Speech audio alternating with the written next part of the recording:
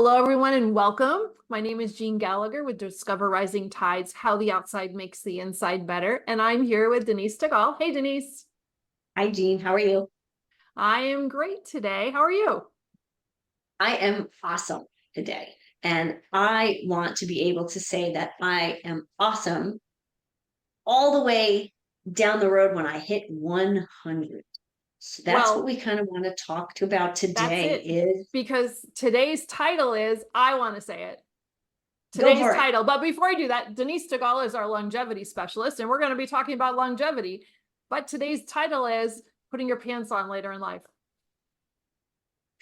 And yes, you can. So, what is putting your pants on? Why is putting your pants on later in life so important? Because it is Um, huge. It's funny, but it is really important. exactly. We're making light of it because at this stage in life, we're both still able to put our pants on. But why this is important, these are things that we don't think of. When we think of longevity, we think of, diet and an exercise, and we have this kind of idea what that might look like. We forget about some of the little things that can actually affect how you do live through the decades. And if you have no balance, if you think about it, we were just talking off camera. You recently had hip surgery, and so just even after that, putting your pants on is a bit of a challenge. But you are in good health. You have strong muscle and bone. And for people who don't think about, longevity, we don't think about osteoporosis. We don't think about balance when we think about longevity. We really just kind of focus on diet and nutrition and working out. But there's so many other pieces to what makes that long life one that's lived better and enjoyed at the best possible in the best possible way. Yeah, and it is kind of a funny thing to say, putting your pants on, but the visual that I want everybody to realize that we're talking about is it's not sitting in a chair putting them on. It is, can you actually physically stand up and put one leg in at a time and not topple over? Mm-hmm. And how important that is. Can you put your shoe on standing up? Or do you have to Mm-hmm. sit down to put your shoes on? And if you're at that point where, well, I can't do it, it's not the end all of everything. Mm-hmm. It's a wake up call.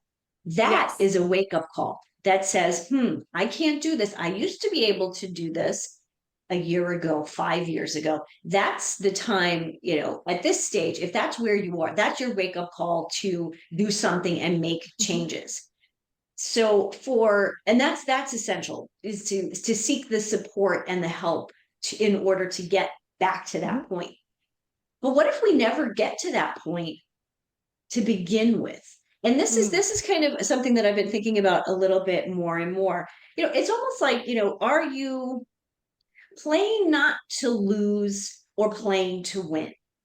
Are Mm. you living your life not to be sick, or are you living your life in a way to be healthy and vibrant and independent throughout your life?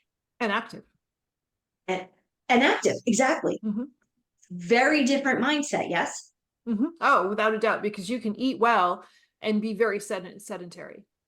And then what I noticed for me, when you turn the age when something starts with a 6, like, first of all, how the hell did that happen? And secondly, it is that realization, you see people, and especially with social media, and well, a lot of my social media, there's a bunch of hiking groups, and there are older people that are extremely active. But then when you think about, well, what were they doing at this age?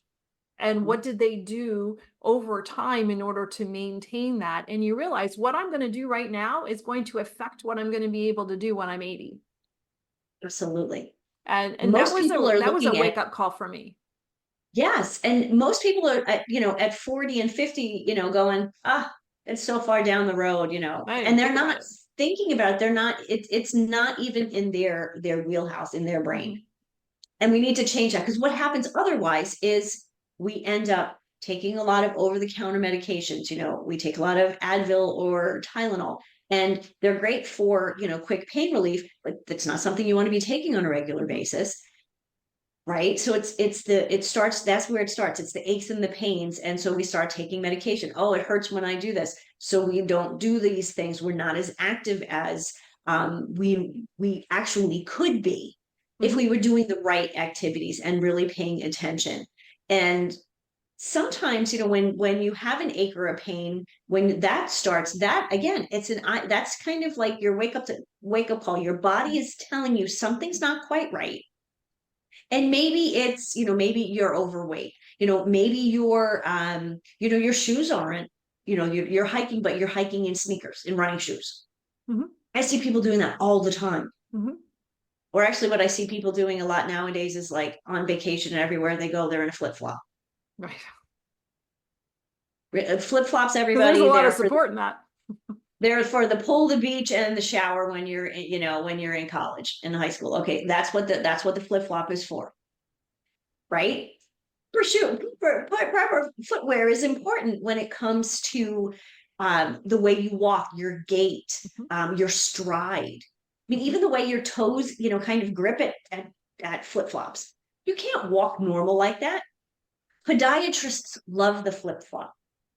It's making them a bomb. But again, these are things that people aren't even thinking of, but these are things that can affect them long term. Mhm. If you're walking around in flip flops, every day now, how are you possibly going to be, walking, hiking up a hill? Mhm. I have a little hill up here. How are you going to be walking up that hill when you're 60? If your feet hurt and you've had bunions and all these things that have happened that are not normal. People say, oh, it just comes with age. It's Mhm. not completely true.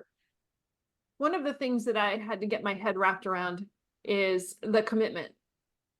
And Mhm. so when I started this, through time, or been riding my bicycle a lot, and that commitment of riding, and then the season changes, and then there's some inactivity, and you have to recommit again, and then Mhm. the guilt that comes around with it's such a head case. The guilt that comes around when you're off season and you're not doing anything, and then restarting. And so I really had to wrap my head around the commitment of building muscle. At this Mhm. point, I don't have a choice. I have to continually do this. And so finding an outlet for me was really very important. And Mhm. I'm incredibly fortunate that there happens to be, when people say CrossFit, you think that they're throwing tires, and that's not true. Uh, I had both my Sometimes kids. it is. Sometimes it is. Well, okay, sometimes it is, but they're not expecting that on day one, right? So Right. both of my kids have been doing CrossFit for years. I'm like, well, I don't do it. So the local CrossFit gym has a class for people that are 60 and older. I'm the youngest person in the class. That is amazing. I The love oldest to person in hear the that. class is just wonderful Annie, and she's 94 years old. The doctors told her a few years ago that she would never reach her hands over her head. And Annie can take a dumbbell and she can press it above her head. It's the most incredible thing, because the doctors said it doesn't mean it's actually true, but it took commitment and hard work, and Annie shows up every day. Does Annie do the same workout that everybody else does? No, it's modified. So everybody's workout is modified. And I commend Cinnamon every time. She's the coach and the owner of the place. And she, with the group, sometimes when all 10 or 12 of us are there, she's got 4 or 5 different programs going at once. But the activity that happens is setting people up for the ability to get off the floor if you fall. Right. Absolutely. And I think the activity piece, as so many times people will say, oh, well, I walk. Yeah, well, you were born, you crawled, and then you walked. So what? You've been walking since you were a baby. Mhm. Walking is great, but it's not your have all be all. You're not gaining muscle by walking. Now you're not losing a ton either. However, starting at age 35, we start, especially women, we start to lose muscle mass. Mhm. If you're constantly losing muscle mass and you're not doing anything to build it, what happens? You Mhm. have no muscle. If you have no muscle, there's nothing to, obviously you can't lift things, you can't bend. There's nothing to keep your bones strong and actually keep you in a optimal healthy situation. Mhm. And Like the and we all osteoporosis. know somebody like that. Mhm. They kind of look like they look, they look kind of like the Pillsbury Doughboy. They're a little doughy. And people we go through phases like that, right? But the people who actually wake up and say, you know what, I need to do something. The people who get doughy end up with osteoporosis. They end up with, the bend, where they're walking and they can't stand up straight because maybe it's there's some muscular there's some skeletal issue there, but there's no muscle to hold the skeleton in place. The skeleton doesn't stand on its own. That's what it's got the muscles for. And think about just everyday movement. You mentioned before bending down to tie your shoes. Mhm. Now there are companies going back to footwear that, and that's why flip-flops are easy. I get that. But there are, shoe companies now that are touting this, oh, just, these slip-in shoes, which may be good because you can still stand. So that may be a good thing.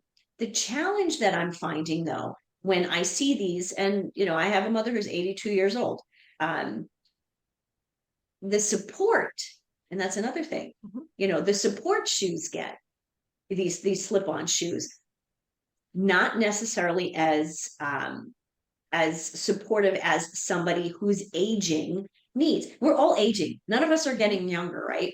So yes, we actually need to pay attention when you go to CrossFit, you wear proper attire, right? For CrossFit. You're not going in your walking shoes, Mm. right? So all of these pieces, again, it's not just about diet. It's not just about the exercise. It is about the mindfulness piece. As you mentioned, it's about the mindfulness piece and really getting to understand what that commitment is. The commitment to your own health, the commitment to your own longevity, vitality, and energy. Um, my goal is for people is to keep them out of the doctor's office. Mhm. If we can avoid the medications and going to the doctor's office, think about how many people who are older, who the last 5 years of their life, all they do are going back and forth to doctor's appointments. What did they do 20 years ago? Mhm. We don't want to be them. We want to be the person in 20 years from now. We want to be like your 94-year-old friend, Anna. Annie. Anna? Annie. Annie. So the goal here, about, we joked earlier about putting your pants on as you get older. How many people, I want to know, how many people can actually stand on one foot and have the balance? And this is today. I'm not talking about the 84-year-old. I'm talking about me at 53 and you at 60. Mhm. Some number starting with 60. We can do it. Well, that's why we're here. We talk about it. We know we can do it. How many Right. other people do we know who cannot? And if you're listening, if you're somebody who's listening, I want you to do this right now. Stand up if you're sitting, walk around if you've been sitting all day. But literally, I want you to stand on one foot and just pick your foot up just slowly. See if you can raise then, if you can, see if you can raise your knee to a 90-degree angle and see if you still have balance. Mhm. Because when you're putting on your pants, basically that's what you're doing. If you're struggling to do that now, let's work on that. And do it more. And do it more.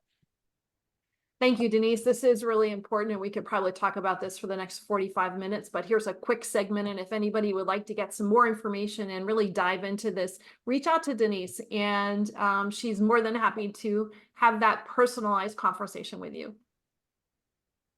Hello, everyone. This is Jeanne Gallagher, Discover Rising Tides, and I want to just take a moment to talk about my friend, Denise Stegall. I am honored to call her as a friend, and I'm so grateful that she She gives us her insight during our shows, each show, and talks about healthy living, eating real food. You hear Denise say, eat real food a lot. Well, she means it, and she knows what she's talking about. She is an amazing healthy living coach, curator at Living Healthy List. And if you ever have any questions about what is real food? Why does it matter? How does that apply to me? How do I change? What do I need to do? How do I even create a healthy living shopping list? Make sure that you call her. She is your healthy living coach, and you can find her at healthylivinglist.com. Hello and welcome. I'm Jeanne Gallagher with Discover Rising Tides, How the Outside Makes the Inside Better. And thank you so much for listening. I'm really excited to introduce Moni Singh. Hi, Moni. How are you?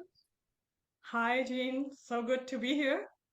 Oh, it's really great to be talking with you as well, and I'm looking forward to the conversation. Before we dive in, give us a little bit about your bio, and then we'll get started. Sounds wonderful, Jean, and thank you so much for having me here. For me, I just, in a couple of nouns, right? I'm an entrepreneur, I'm an engineer, I am a mother, an author. Maybe that's all. So for No, me, no, really, that's all. Oh my gosh, that's a lot. I think I love how you describe yourself as a curiosity seeker, right? For me, also, it has been all about just learning, growing, figuring things out. I mean, you can't be static. So for me, the journey has been just like that, constant learning. And so you started as an engineer, and we're going to dive into that just a little bit. And what are you currently doing now? Yeah, so my life started as an engineer in corporate world, and then I moved into education space. And now I'm the founder of STEM for Kids. So we have this educational platform that's available globally. We help educators, teachers get into more hands-on learning with their students. And all along that pathway, I feel like there's so much I've learned, gone through lots of ups and many downs. I think it's more downs than ups, and I think that those downs, those dips teach you a lot. And I think Yes, that's what just kind of keeps things going for me, really. that is the entrepreneurial roller coaster for sure. Just when you think it's going good, all of a sudden you're at the peak of that roller coaster, and I like Shadows come, shadows down. I like to call it the rebound rate. So how quickly are you able to get out of that dip and recover? For me, I found that I made that transition from corporate to being an entrepreneur as a financial advisor, and my recovery rate or my rebound rate in the beginning was really very slow. Pretty much like I threw my pen across the room and I'm like, oh, I'm never going to do this damn thing again. But as time goes on and you become tougher and you really dig down to your why are you really here, it helps that rebound part. Absolutely, and I like the way you talk about how fast you can recover. I think that really is a lot, very important. I think one of the things that we have been doing even with STEM for Kids, the curriculum, even though we focus a lot on the science, engineering, mathematics, those kinds of topic, technology, but we also wrap it around with all these other skills, life skills that you need, right? So whether it's talking about resilience, dealing with Mhm. failures, and then also being able to talk with others, communication, collaboration, critical thinking, creativity. So wrapping it all around so it becomes more of that inclusive feel. So translating not just the learnings, the hard skills that of course you need for your career, but also how do you cope with the world itself. And Mhm. so yeah. So, so as an engineer, what did you do and how did you end up in education? Yeah, great question. So for me, I'm going to take a little step back, right? So I Mm, grew up, I was born in a community in India where women hardly could, basically we went to school only to the point where you can get to marriageable age and then you marry and then you kind of take care of your family. So that's the way most of my cousins and everybody else. My parents were a little bit different and they said, you know what? Education is important. So I was able to educate myself to my heart's content, thankfully. And mm, so here I am. And engineering, by the way, was something not for women at all. And I had going into that field, there were lots of struggles just figuring out, because women don't go to engineering schools. I mean, it was really bad in those days, at least. Things have changed quite a bit, so that's great. So anyhow, I became a computer science engineer, and as a software engineer, I made I made phones wireless. So you remember back in those days when the phones used to be tethered to the wall? So I was Yes. part of kind of getting them to become wireless. After that, there were satellite telephones. They were big, bulky phones, but I was part of the satellite telephony, and then getting data to our homes, getting data to our schools and businesses, all that stuff. So I was part of all of that. It was super exciting.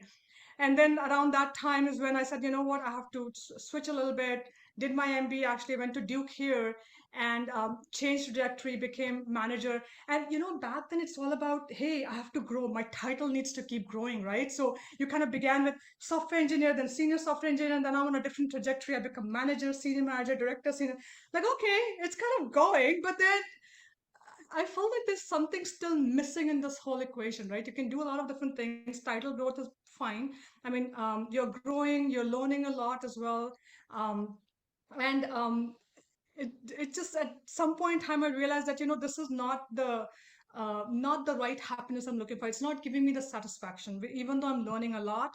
And that's when I started again kind of thinking about, okay, what is it that I'm missing? So it's something. And that pushed me back into maybe my early childhood times, right? It was all about education, education, education, because I Mhm. had seen myself in my own life that once you educate, there's so many different things that you can do, not just impacting your own life, but also people around you. And maybe there's that part of me which got me back into education. My little kids used to get so, I mean, I used to go to so many factories. And a last part of my corporate career, I was actually in supply chain operations. So I would actually go visit factories all around the world to look at, whether those suppliers are good for our companies or not, things like that. And I would look at these robotic arms kind of spinning at parts, like, and I would take those pictures, little video clippings. I'll show it to my kids. They were 6 and 7 years old, I think, very little at that point in time. And they used to get so energized. And I used to feel like so good too, like almost a kid in a candy store, right? I felt like this is my place, really. All this new stuff. So yeah, I think that kind of there was that, and there's some other elements, but kind of those got me, into education space. Was it really, what was it like to come to that moment where you realize that your career and everything that you worked so hard for to climb up the ladder of the corporate world, because that's what it seemed like you were supposed to do?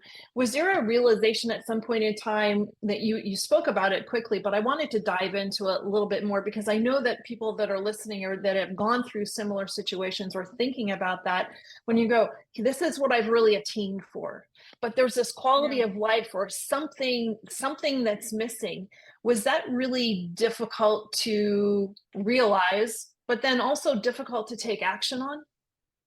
Yeah, yeah. So it's both those things. So I think going back to realization, right? I'll tell Mhm. a quick story if that's okay. Yes, So please. this was again during during my supply chain days. I had a wonderful opportunity of going to Israel to Mhm. meet with one of the suppliers there.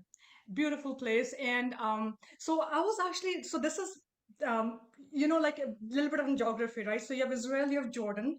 In between, you have Jordan River that kind of flows through. So we were like going, of course, I was doing all the things. And then we also had some time built in just to look at different places. So I had an opportunity to go to the Dead Sea. And the Dead Sea is basically Jordan River flows in, it goes to Sea of Galilee, flows out, and then goes into Dead Sea. So it's the same Jordan River that kind of goes up and down. So I was in the Dead Sea, floating on the Dead Sea, and it's my engineering mind at night time, right? It's like super like stoked, because you are literally just bobbing up and down like a cork, right? And Mhm. you're floating, and I'm not a swimmer, but I could of course float so easily. And I'm thinking, okay, it's high salt content, high density, so of course I have lots of buoyancy, and I'm struggling to put my feet down. I can't, it just bounces back up. So it was crazy. And just a day before, I was actually up north in the Sea of Galilee. So actually around there, they catch fresh fish, and I was eating that. But alas, when you look at the Dead Sea, there's nothing survives. Nothing survives. The water is so salted within 10 minutes. My lips were super like bad tingling, just the kind you Mm. get when you eat a big salty bag of popcorn, but 10x that. So it was really Wow. bad. But my mind was just thinking, and I think I came back from that, and I had this profound question kind of going in my head. Why is that the same water that's going into Sea of Galilee up north? Life can thrive there, but then you go down south in Dead Sea, nothing survives. What is wrong? Like it's the same water, then what's going on? And so I had some more in-depth conversations with myself about that, and I realized, in any kind of environment you're in, there has to be inflow and outflow. So in Sea of Mhm. Galilee, water is coming in, water is coming out. But when water reaches Dead Sea, there's no outflow. Nothing comes out of the Dead Sea. Mm. And so what happens is they're so rich in minerals that nothing can survive. And that's when I said, you know what, when it comes down to even your personal lives, your professional accomplishment, there has to be something not just coming in, but also going out. And that's when I Wow. thought that, doing all that I was doing for creating shareholder value, it's great, it's fine, but it was not cutting it for me. And there was more I needed to do. So that's where I started. Then I started to volunteer in the community a lot more. I became the chairman of our Wake County, which is one of the biggest counties here in North Carolina. I chaired the Commission for Women, and I was working with different organizations, organizations like victims of domestic violence and all those different things. And you start to get a different perspective in life, right?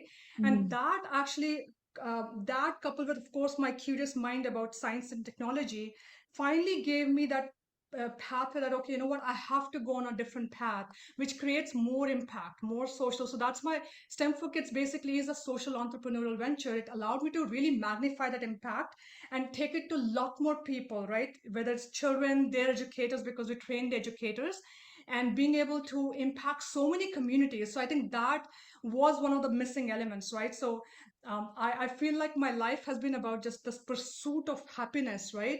And initially, I used to think it's more about just learning and growing.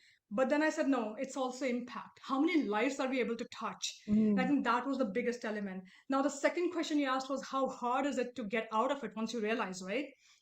And for me, actually, a destiny, I would say, because I lost that last job and I was laid off. So, of course, you immediately have like, oh my goodness, what am I going to do? Right? That kind of feeling, you get that. But, in the matter, I lost the job, and in 10 days, I founded STEM for Kids.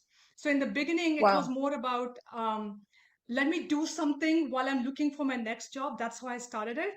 And I Mhm. kept looking for another job. But in 2 months, I said, this is it.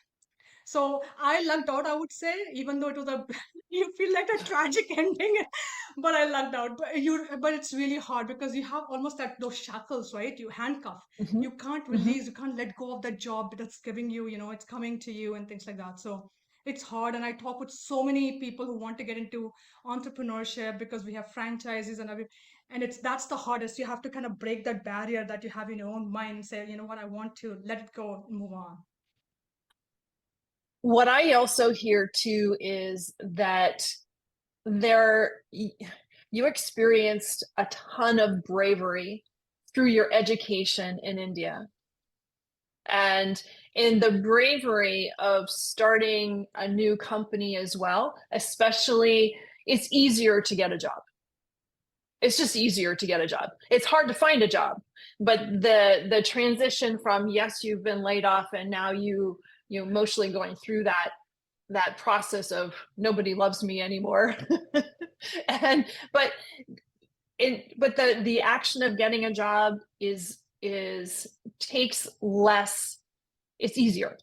The but changing everything, that takes a ton of bravery and determination that you showed during your education process.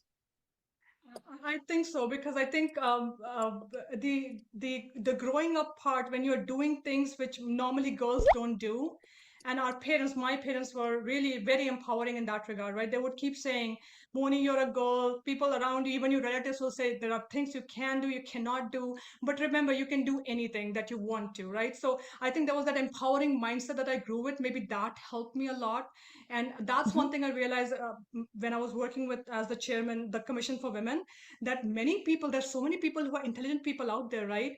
But and they put a lot of effort, but it's that opportunity they lack sometimes because of sometimes these mindset, right?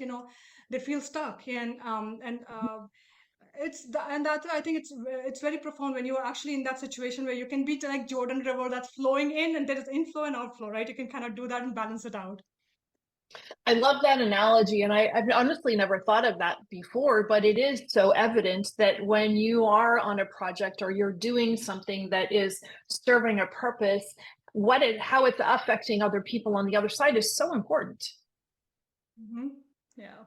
So tell us about STEM for Kids. What is that? And how did it come about? And how has it changed? And what has it developed into?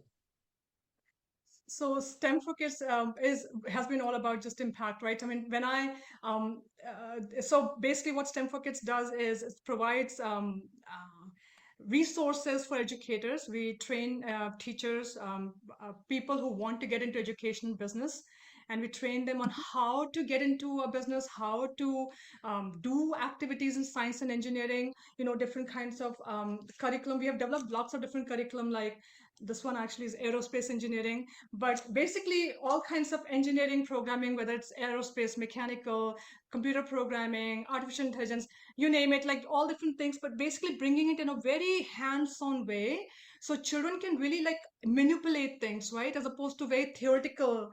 Like when I look back to my school experience and I talked with so many parents, they say the same thing. Learning has been so theoretical, we didn't really enjoy that part, so we make it very hands-on. Children are always like experimenting, they're building something, they're creating, so they're engaged all across. So that's the kind of model we created, and this was 12 years ago. uh, Mm, Back in those days there was no like we did not see too many hands-on activities going on at all. There were not many enrichment programs outside for children. Like you could find swimming classes, you could find soccer and all those things, but nothing around these robotics or engineering kind of programs. So it was trying to build that up, because I knew that this is something we need to start getting into children, getting them engaged with these fields and these topics very early on. So it was a little bit of a battle too, because again you were kind of changing things a certain way. But it's great. I mean, looking at 12 years now, I mean, if you look now, many of the schools, so many school districts have adopted STEM, they kind of embraced it, and so it's wonderful that way. For me personally, just the impact when I look at um, there was this middle school girl, her name is Essence, and she was doing one of her computer science programs, and after completing the program, in the end she came to me and said, you know what, I never enjoyed science before, but now I'm enjoying science and my grades are improving. I'm like, you know what, this is the essence wow. of what we do. So and then we had an educator. She was already teaching, and she wanted to get into her own business. She came on board within 3 years. She was able to grow her business up in Wisconsin area, Illinois, Wisconsin area, to 25 locations, 27 staff, and Wow. whatnot. Inspiring children. She felt like she was being so impactful being an educator, but in a different setting now. So it's Mm, stories like that. We had a company, think about company like Boeing, right? They found a way to impact children when they partnered with one of our franchisee in Dubai, and creating more social responsible on the world. So we had like different kinds of impact in different ways, but at the end of the day, it's about impacting as many children as we can through these educators, the teachers and people who want to do this in their communities. wow. And so you mentioned Dubai, so you are global Yes, we're in multiple countries around the globe. and multiple countries, multiple languages.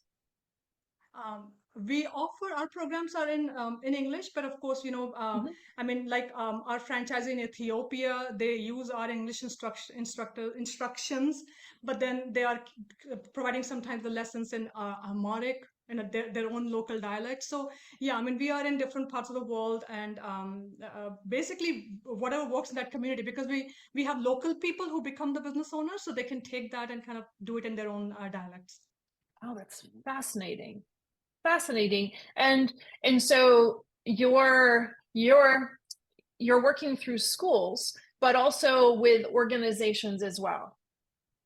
Yeah, so we work with schools where we train teachers directly in terms of how to do this in the school setting, and then we also work with, if you think about the enrichment businesses out there who provide after school programs or summer camps. So we also get work with those people who actually want to set up a business like that local in their own communities. So we help them create their own businesses using STEM for Kids methodology. Interesting.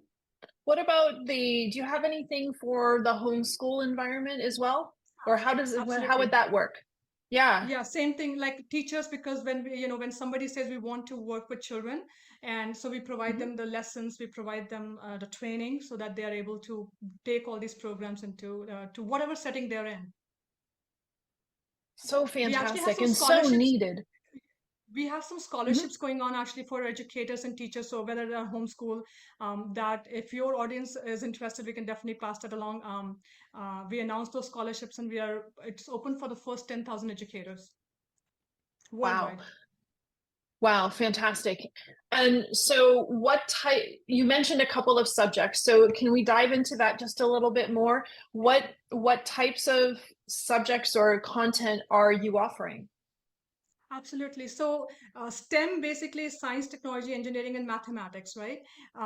Students learn science and mathematics in their school already. So we don't teach science, but what we do is we kind of bring these concepts together in a real world setting. So we'll talk about things like, okay, if you are a mechanical, if you look at mechanical things around us, right? You have a car that's able to go out on the road.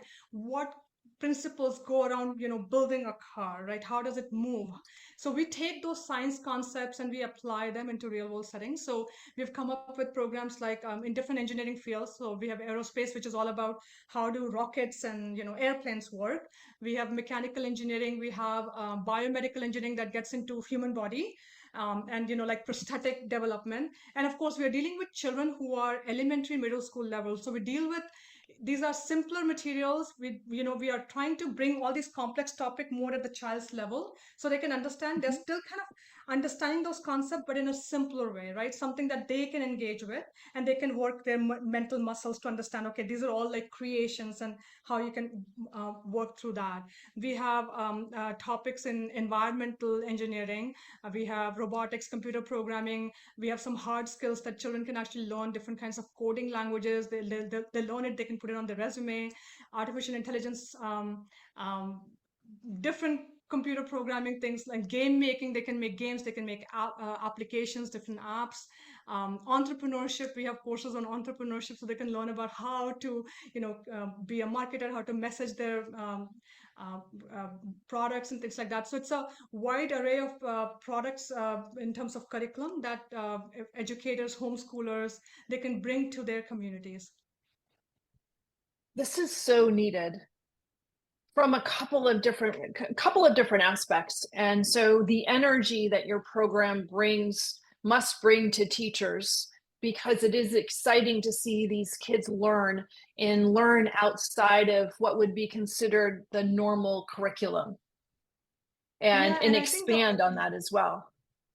Absolutely. And I think one of the other things that we've noticed, so 12 years ago, we had the discussion around, is it even needed, right? Is it even needed for children at Mm-hmm. this age? Now, at least we have crossed that bridge. But now what has happened is the teachers are now expected to provide this, but they don't have the resources. They don't even know how to begin, what to do, because the world of STEM is kind of moving so fast, right? Think about just how phones, how quickly they've evolved, and everything is changing. So our focus has shifted to, let's help the teachers, because there's so much scrambling going on, right? Yesterday the most important thing to be taught in schools was maybe let's learn about how to make a website, but today it's about artificial intelligence. Now what do I do with that? So we're trying to bring it to that level where teachers have resources, and they can say, okay, you know what, I don't have to keep chasing what's happening in this world of STEM. I can keep doing what I do best, which is teaching. And so we provide them all these lessons which are already curated, kind of structured and ready to go for them, and train them in that. That's fantastic. And that alleviates the pressure of learning a new field before you can teach the new field, as Exactly. well as the resources in order to do that. But the material being focused on that age group, they're not trying to disseminate, here's this AI concept and how do I put this into a terms and knowledge level for an elementary or middle school student. You're doing all of the hard lifting Exactly. and giving them the tools and the lesson plans and the material in order to deliver the message appropriately.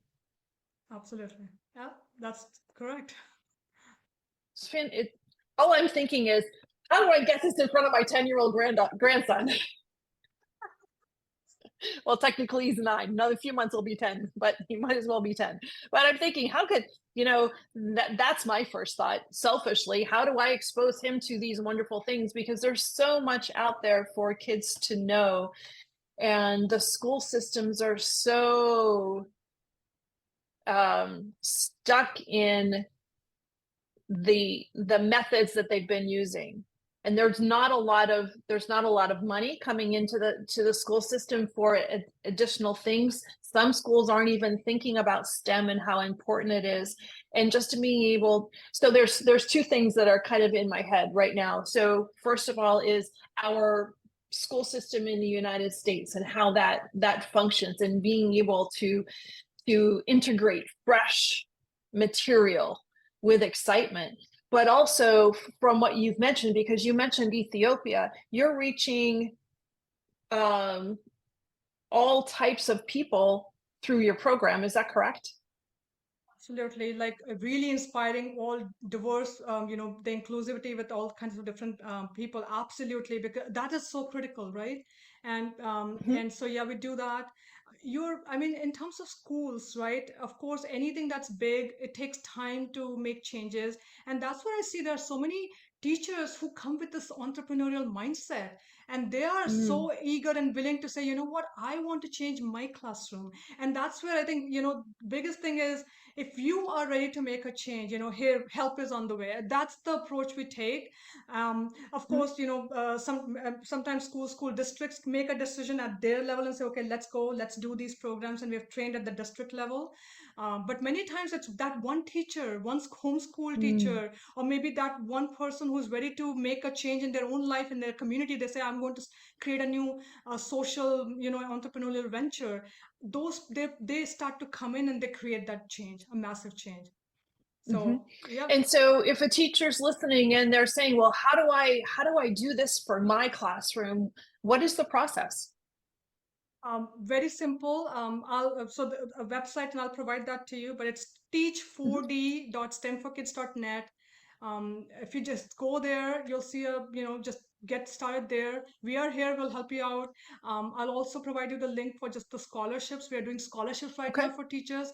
That makes it even super affordable just to get things going and not have to worry too much about anything else. Just focus on, get those children, impact them right now before they get too old.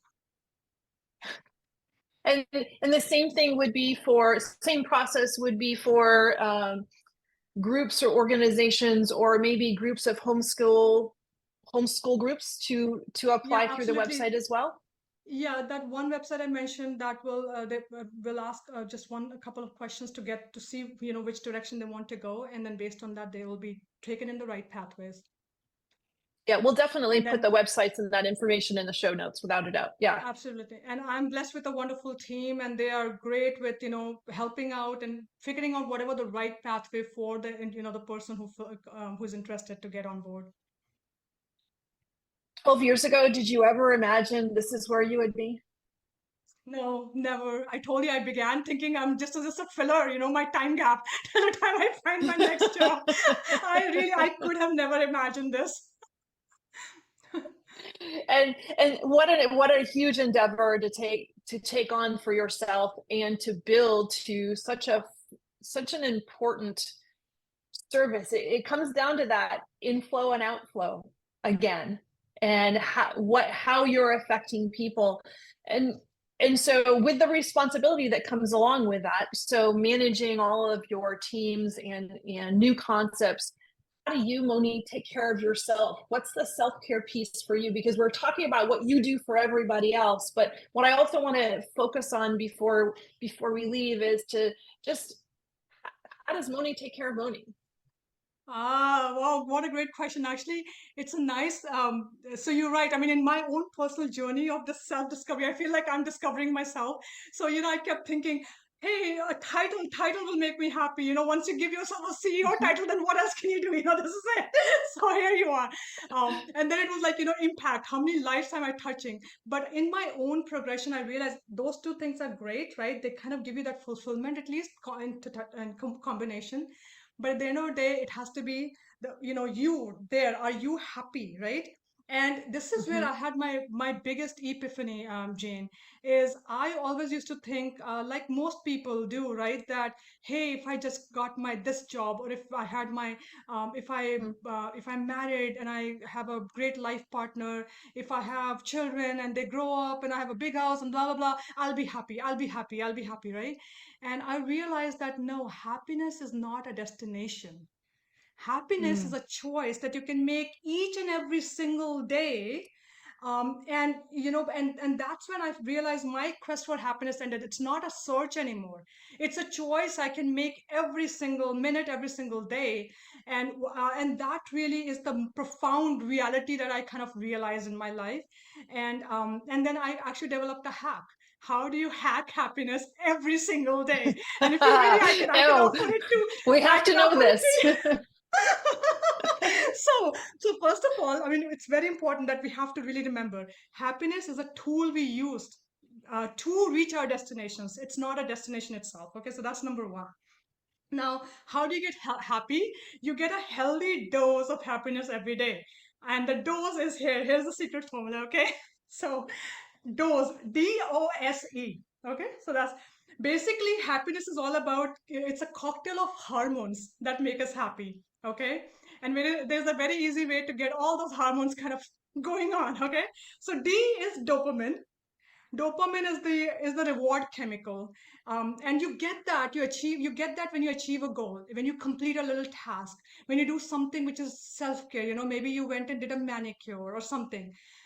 That creates that dopamine. Okay, so for example, if you could have a simple task that you have a daily goal, things like, oh, I have to finish 3,000 steps every day. It's not a stretch goal, something you can get a check mark, like Mhm. reasonably fairly easily, right? You have that as a goal every day and do that, and you have that dopamine hit. Okay, so that's number one. um, O is oxytocin. Oxytocin is the love hormone. So this is the hormone that kind of gets going when you're socializing, when you have physical touch, maybe you're petting animals, you're helping others, right? So there are many opportunities, like even doing a work like I talked about, social entrepreneurship, where you're helping, impacting lives. That's one thing. And you have a partner, you have a child, you can hold their hands and just walk outside. That's a touch right there. Socializing. So lots of different ways to get your oxytocin going, right? Um, S is serotonin. Serotonin is the mood stabilizer. It's a calming chemical, right? It kind of grounds you. And you get that by sun exposure, being in nature, being mindful, meditating. Um, and so you kind of, again, just being outside for 5 minutes, 2 minutes, just go outside and kind of soak the nature in, and you get that serotonin going. And E is endorphin. Endorphin is a painkiller. So that you get by working out, exercising, watching a movie, listening to music. Nothing super, time consuming or anything. You can do whatever little thing. Now here's the best thing, right? When I talk with people, like, oh, that's going to take too much time. It's so many different things to do. How can I do it daily? I'm like, you know what? Here is a simple thing to think about, right? So for example, if you have a simple goal, um, as I said, set an achievable daily goal, right? For me, it's like 3,000 steps a day. I have to do, that's my minimum, right? So, okay, that's my goal. All I have to do is, okay, I set like 10, 15 minutes in the morning. I can go outside. So I'm in nature. I'm actually doing my jogging or whatever outside. I'm completing my steps. And while I'm doing that, if I am able to, I'll talk with one of my relatives. I'll be on the phone and talking with somebody. So I'm getting my oxytocin going as well, the socializing part. And there you go with just one simple thing, right? 15 minutes outside, doing my jogging, I'm talking with somebody, I'm getting my dopamine because I'm completing a goal. I'm getting my Mhm. oxytocin because I'm talking with somebody. I'm getting my serotonin because I'm out in nature. And I'm getting my endorphin because I'm actually exercising. There you go. You Mhm. can do this every single day, whatever little things work for you. Like when I'm cooking, I may put my music on. You're listening to music. And now here, so you can do different things and kind of get those going. And it really, really helps you kind of keep yourself grounded, calm, happy, and your daily dose of happiness. I love that. Love that. And as you're talking, I'm making notes. I know we talked about it before, but we didn't get so in depth in this. And so I'm just hoping I can read my notes when I'm done because I'm scribbling them down. It's so important. No worries, I can share. I mean, this is something, I had to spend what 40 plus years to figure this out. But now that I figured it Mhm. out, you can be happy. I mean, there's no reason not to be happy anymore. It's just so And crazy. it's a choice. It's a choice. It's a I love choice. that. Because I mean, things will keep changing. There's so much that keeps happening around you. We never control all Mhm. of that. There's nothing you can do about those things. You can do these little things and just, keep yourself.